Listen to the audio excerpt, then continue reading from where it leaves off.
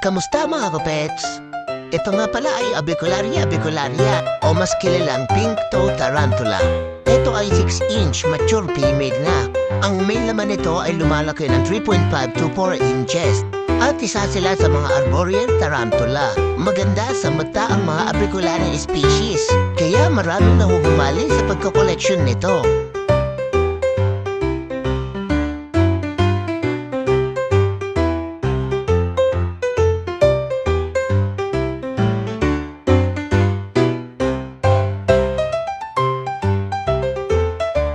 So paano, hanggang dito na lang mga kapet. Maraming salamat sa 181 na followers ko. At sa mga paparating pang followers ko, please like, share, and follow my page. Maraming salamat mga kapet. Happy keeping!